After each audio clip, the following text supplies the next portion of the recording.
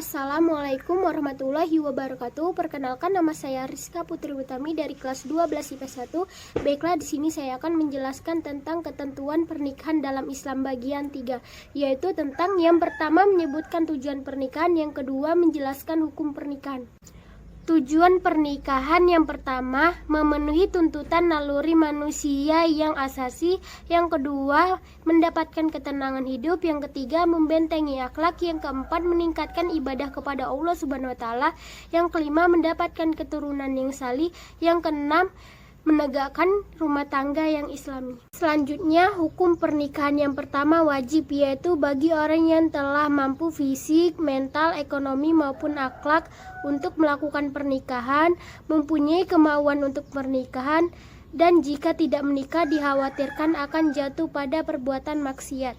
Yang kedua sunnah, yaitu bagi orang yang mempunyai keinginan untuk menikah namun tidak khawatir jika dirinya jatuh kepada perbuatan maksiat sekiranya tidak menikah.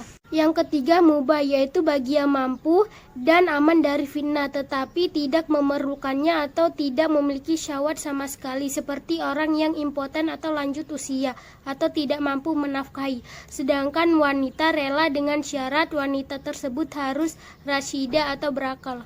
Yang keempat haram, yaitu bagi orang yang yakin bahwa dirinya tidak akan mampu melakukan kewajiban-kewajiban pernikahan, baik yang berkaitan dengan hubungan biologis maupun kewajiban-kewajiban lainnya.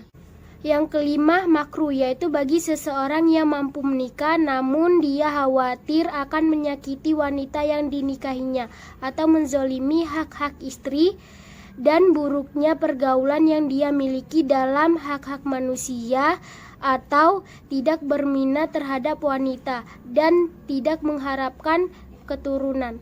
Jadi kesimpulannya, yang pertama, pernikahan menyebabkan perubahan status sepasang manusia baik di mata sesamanya maupun di hadapan Allah Subhanahu wa taala.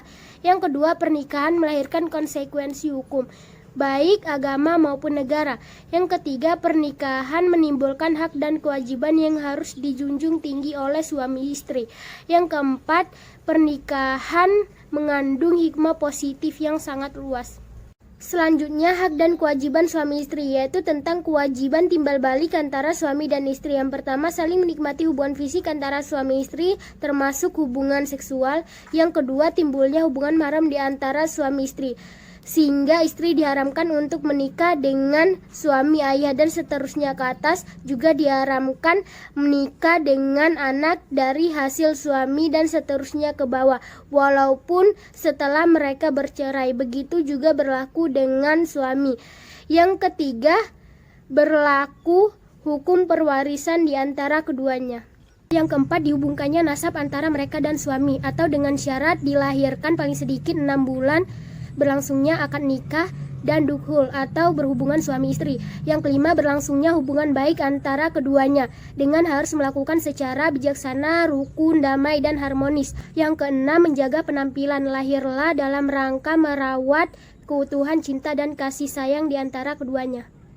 Selanjutnya, hak dan kewajiban suami dan istri. Yang pertama, kewajiban suami terhadap istri memberi mahar, memberi nafkah, memimpin rumah tangga, dan membimbing dan mendidik. Sedangkan kewajiban istri terhadap suami menaatinya, menjaga diri dan kehormatan keluarga, merawat dan mendidik anak. Sedangkan hikmah pernikahan, yang pertama halal dan diridhoi oleh Allah Subhanahu wa taala, yang kedua mendapatkan keturunan yang sah dari hasil pernikahan, yang ketiga terpeliharanya kehormatan suami istri dari perbuatan zina, yang keempat terjadinya kerjasama antara suami dan istri dalam mendidik anak dan menjaga kehidupannya, yang kelima terjalin silaturahmi antara keluarga besar pihak suami dan pihak istri.